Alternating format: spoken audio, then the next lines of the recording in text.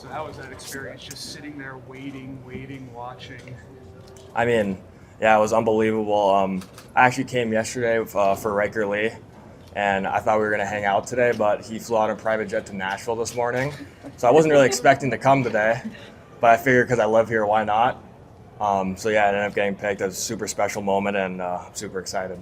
Do you have any idea it could happen? Yeah, even especially as we're running out of picks, like you can do the math. You know there's not a lot of names left. Did you think maybe, better luck next year, or are you confident that something would happen? I was honestly kind of thinking better luck next year. I mean, I didn't get drafted last year, so I kind of came into this year with the mindset of was looking at the big picture. So even if I didn't get picked, I still have a lot of work to do. So it was a little bit of a surprise, but couldn't be more happy. How many friends, family did you have here? Yeah, so I just went to the draft with, my best friend from here and his dad, and a couple of my other buddies were here too. I actually had a couple buddies working in the blue shirts. So yeah, it was funny. It's cool to be around your friends and stuff for a moment like this. So yeah, it was special. Were they saying anything to you just to keep you, keep the stress down, keep you relaxed? To be honest, I wasn't that stressed. I guess it's easier to not be stressed when you don't have as much expectation. But yeah, it was just a surreal moment. Super honored to be selected. Assuming you're a Kings fan, or you were? No, I'm actually was a Penguins fan. Okay. Because my uncle played for the Penguins when I started getting into hockey. So yeah. What was it like hearing your name in your hometown?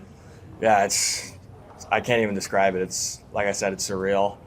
And I think you just think to everyone that helped you get to this point. And I'm just super grateful and super lucky to have so many great people around me. And yeah, it's a special moment for sure. What's the best advice your uncle's given you, just sort of along the way here, on or off the ice? Yeah, I think, last year after the draft, he kind of told me, it may feel like the end of the world, but it's not. I mean, there's a lot of ways to make the NHL. Nowadays you see a lot of college guys sign as free agents, and there's always, you have 2 more chances at the draft. So yeah, just to really look at the big picture and just put in the work every day. And just give yourself the best chance possible. Dustin Wolf kind of had a similar experience. Did you know his story? Yeah, I mean, I've skated with him a couple of times because he's a local guy. But the fact that he was 4th to last pick in the draft and he was still in the building in Vancouver, and now you see where he is, do you know that, it's kind of give you a feeling that just because my name got called 2nd to last from the end doesn't mean anything?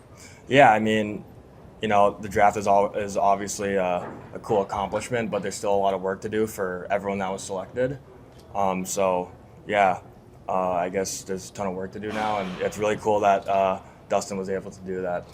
Aidan, you came up and played in the Western Hockey League in the postseason. What was that experience like for you, and how cool was it?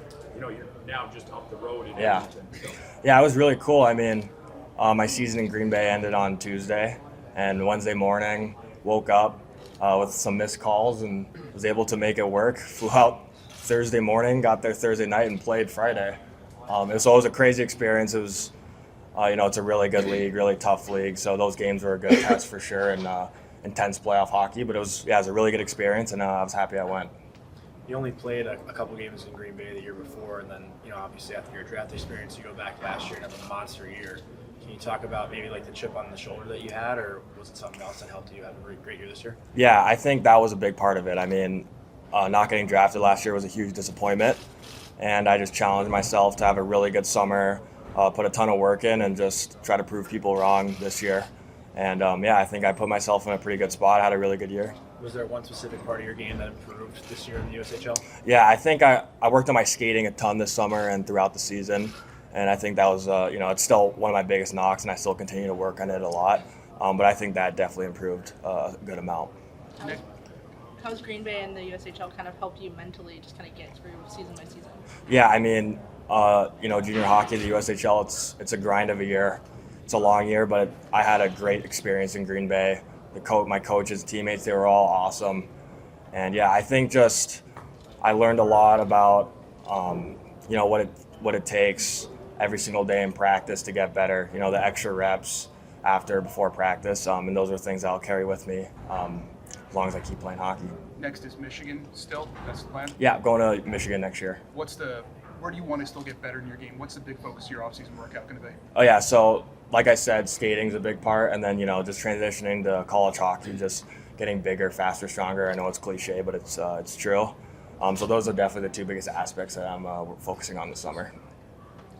You mentioned your uncle, but is there anyone else whose footsteps you've maybe tried to follow in being from out here? I mean, there aren't a ton of guys Yeah. from out here that make it. So anyone in particular? Yeah, I think a guy like Jason Robertson is a guy I look up to. He's from Pasadena, not too far from here, a local guy, and he's having an unreal NHL career.